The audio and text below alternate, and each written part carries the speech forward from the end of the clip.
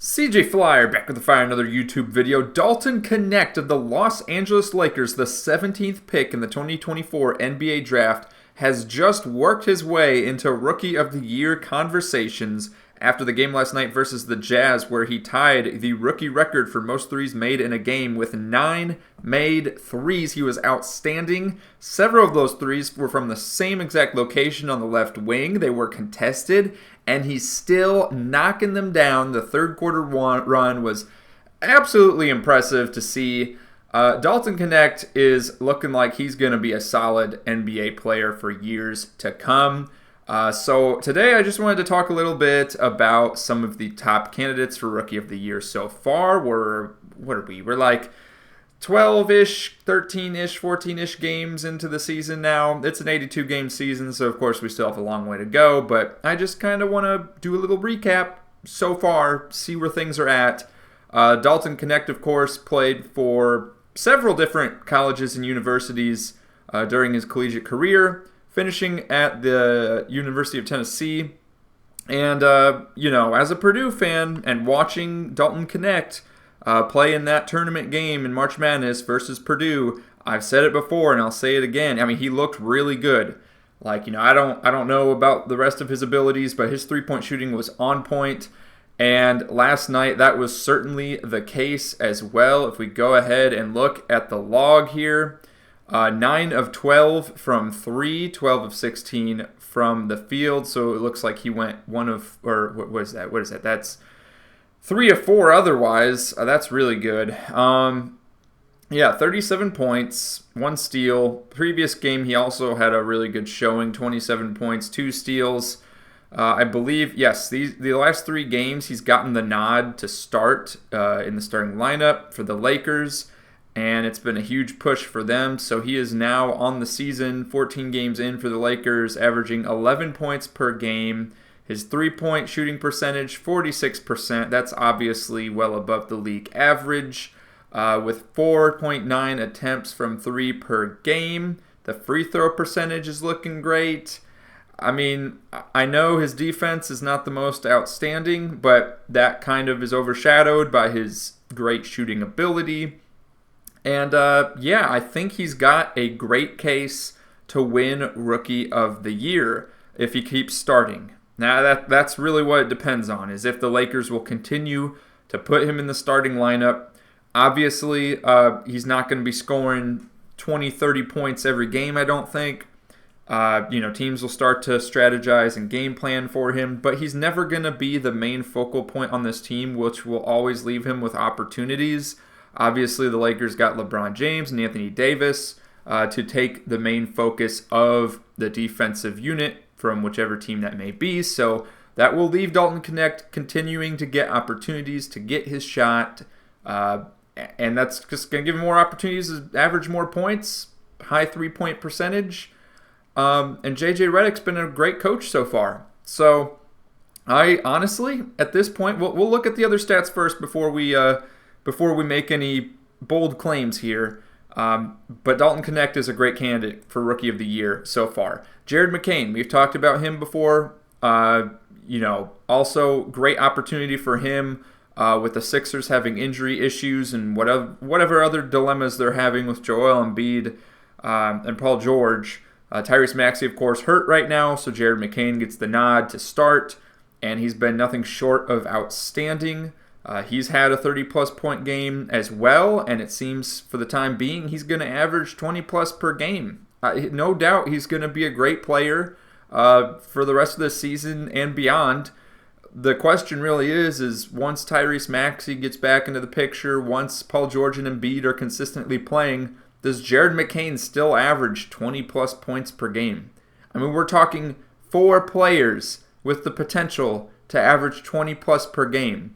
I mean, likely Jared McCain's not going to continue to average 20-plus per game when they all 4 are back, right? I would think. However, Embiid has struggled so far in the few games that he has played, and he's played starter minutes. It's not like he's only in for 20 minutes a game. He's getting 30-plus minutes per game in these games that he's come back from his injuries and suspensions. So will Jared McCain become one of the leading scorers once everyone is back and healthy? I'm leaning towards no, but that doesn't mean it's not possible. He could also, transition more into the playmaking role. I mean, look at these assists that he's getting in these games. You just never know. It's all about situational, situations. Is that a new term I just made? Situational situations. It all just depends on, how injuries play out and trades. And I know there's talks about Embiid trades right now, which is absolutely ridiculous. There's not much of a market for him at all. There's teams that can't even afford to trade for him. So I don't know what that's all about. But Jared McCain averaging 15 points per game, 2 assists, 2 rebounds. He's also shooting really great from three-point land, 40% from 3. That's above the league average. Shooting 100% from the free throw line. We'll see if that continues. Great player. Absolutely great player. 13 games in, 3 games starting for the Philadelphia 76ers. Next, of course, my favorite rookie this year, being a Purdue fan, Zach Edey from Purdue, from Canada. Starting center, I believe, right? He's been starting. Let's go ahead and get these ads out of my face. Let's take a look here. He has not been starting, actually. But he's gotten, for the most part, he's gotten good minutes. Last game, not so much, versus Denver. Shout out to Russell Westbrook getting that triple-double. He's getting some decent blocks. He's getting some decent boards in those very few minutes. I mean, 14 minutes played, and he's got 2 blocks, a steal, and 7 rebounds. Yeah, that's pretty good. Obviously, having some foul issues still on and off. Fouled out versus the Lakers a week ago. So, not looking as outstanding, of course, when you compare him to Jared McCain or Dalton Knecht as far as the scoring output. But for the numbers he's getting and the limited minutes he's getting, it's still looking pretty good. His three-point shooting, obviously not nearly the volume of Dalton Knecht and Jared McCain, but I mean, for a guy that hasn't really shot threes much before, that's looking good. His three-point percentage, again, he averages just under 1 attempt per game, so he may or may not put it up, but he's still shooting 60% from 3, which again is really small sample size. He has started 9 of the 14 games. I did misread that. So yeah, he hasn't started recently, but he was starting before. So he averages 11 points per game, 7 rebounds, a block, a steal, shooting 30% from 3 or 60% from 3 on very low volume, 61% on 2-pointers. That's a huge stat. Free throws leaves a little bit to be desired. Look, he's still obviously in the hunt for Rookie of the Year. Again, depends on if Dalton Knecht continues to start. Depends on if Jared McCain will still get to put up big numbers when the other Sixer players get back. Zach Edey's still in the hunt, but right now he is definitely not the front runner. And it pains me to say that, but that is the absolute truth. Zach Edey's not the front runner right now for Rookie of the Year. Things got off to a great start at the beginning of the season after that rough first game, but past few days, in the past week, Zach Edey's not the front runner. Now another Grizzlies player, also in the hunt for Rookie of the Year, Jalen Wells. I have not really watched any clips of this guy, so I can't really speak a whole lot to his play style or really anything else. But if we look at his recent games, he had a few double-digit scoring games in here, shooting a pretty healthy percentage from the field, if I do say so myself. That being said, and yeah, he's starting all these games. I mean, John Morant's out right now. I believe Marcus Smart was injured too. So it's really just, again, it's opportunity that's providing him the ability to get some of these numbers. But even with that opportunity, he's not averaging a high scoring output. He's not averaging a ton of assists at the point guard position. He's a shooting guard. Apologies. That being said, yeah, I mean, I'm just not like, in my opinion, now that we've looked at all of these guys, let's go ahead and look at all of the rookie stats. Also, can't forget Zachary Ricochet. He's not really in the media spotlight. He's a role player on the Atlanta Hawks. And obviously, a rookie for the Lakers going off is always going to get the media spotlight. And, Jared McCain is always in the spotlight due to his social media presence. So let's not forget about Zachary Ricochet. But that being said, I wouldn't even put him in the top 3 right now. Like, yes, he is averaging the second most points per game among the rookies. But as far as what all these other players are providing to the table right now for their respective teams, and the other stats that are involved as well, Zach Edey with his boards, with his defense, Jared McCain with his huge scoring output in the past few games, Dalton Knecht with his three-point shooting and scoring output in the past few games, starting for the Los Angeles Lakers. Those are my top 3 as far as rookies go right now. So if I had to rank them, at the current moment, again, things will change, but if we were to end the season today, I'd put Jared McCain at 1, I'd put Dalton Knecht at 2, I'd put Edey at 3, I'd put Ricochet at 4, and I'd put Wells at 5. Now, that's not to say that's where I think they'll be at the end of the season. I'm just saying that's, if we ended the season today, like obviously that's way too early, but if we ended it today, that's where I'd have them. Just projecting forward as far as, predictions of what's to come. Jared McCain, I don't think is going to have the opportunity. I know there's someone in my comments in a previous video that believes Jared McCain, undisputable rookie of the year. We'll see. But in my opinion, you got 3 other guys that will put up or can put up all-star numbers. So unless they're going to be hurt forever, which who knows with Embiid, but I don't think McCain's going to have the opportunity to, consistently have that scoring output. So I think McCain's going to slide down a bit in the next few months. Dalton Knecht, on the other hand, he's not going to get 37 a night either. He might get another 30-point game here or there, but his scoring's going to slide as well. But at least unless he's not starting, I don't see why JJ wouldn't start him at this moment. Continue to even. I think Rui Hachimura is injured right now. I think that's why he got the nod. Yes, he's out. So estimated return date is tomorrow. I would not be surprised if Dalton Knecht actually continues to start for the Lakers. So assuming Dalton Knecht starts, I think he's going to be higher on the ladder at the end of the season than Jared McCain. But I'm still hopeful for a Zach Edey comeback here. I still think as far as the opportunity that'll be available, Zach Edey probably has the best chance out of all 5 of these guys. And then I'd say like right now, my predictions for 1A, 1B would be Zach Edey, Dalton Knecht. I don't think Ricochet's going to get it because he's never in the media spotlight, and he's not really seen as the go-to guy on the team. And as weird as that sounds to say that about a Rookie of the Year candidate, like, in what world is the Rookie of the Year considered the go-to player on your team? Just look at last year. We had Victor Wembanyama competing with Chet Holmgren for Rookie of the Year. So there you have it. That's my prediction right now. It's going to be either Edey or Knecht.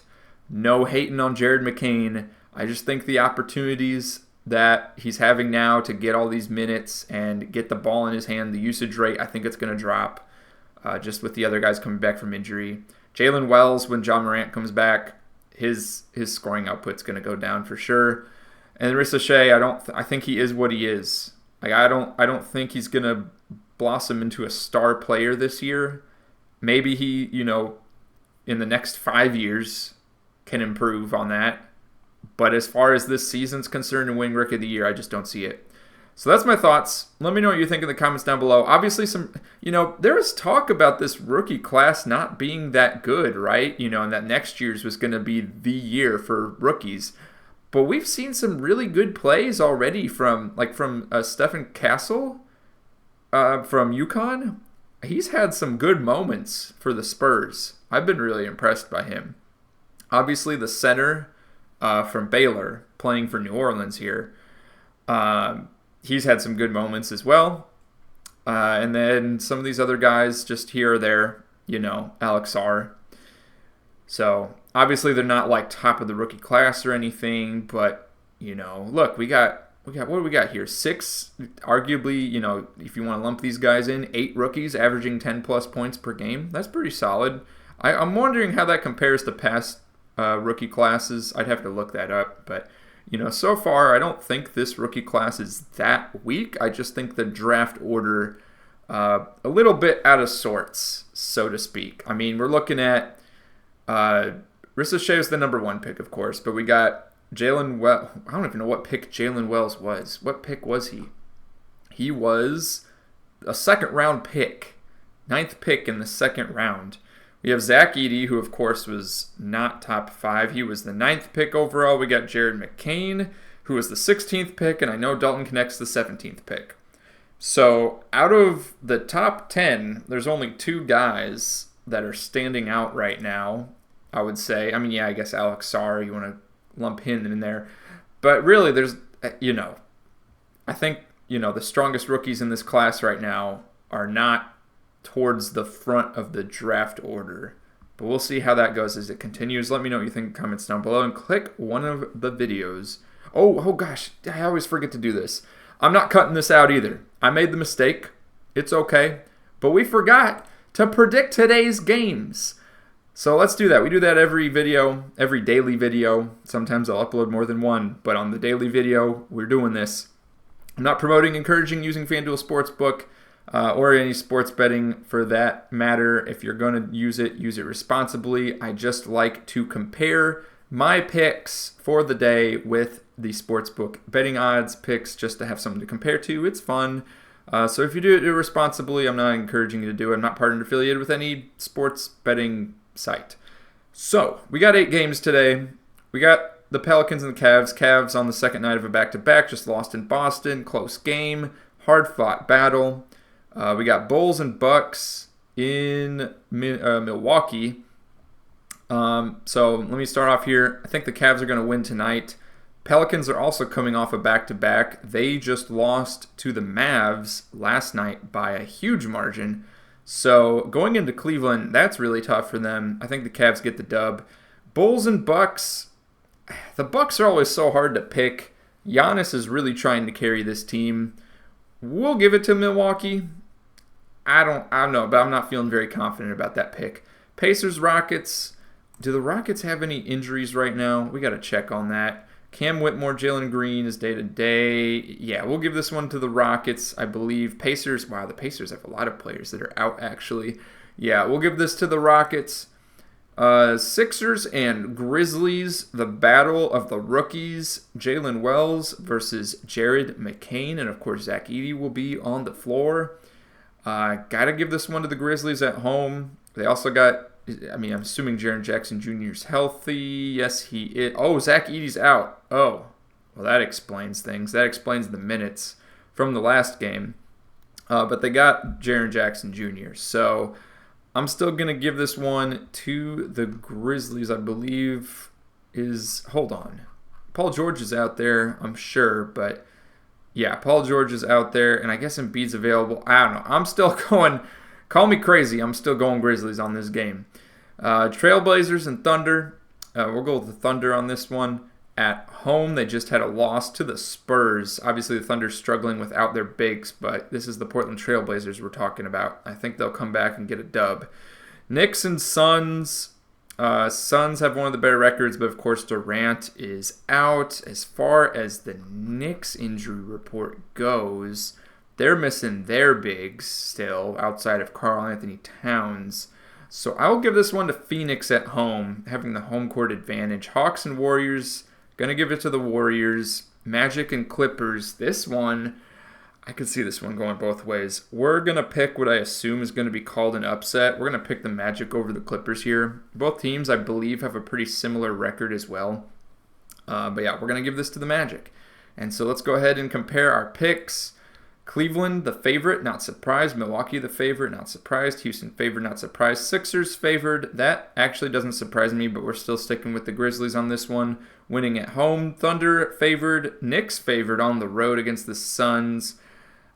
Still going Suns. And then Warriors, favored at home. Orlando is favored on the road, so I was wrong about that. I thought the Clippers might be favored at home, but it is indeed the Orlando Magic, who I picked. So let me know your thoughts in the comments down below. And now you can click one of the videos on your screen for some more NBA discussion.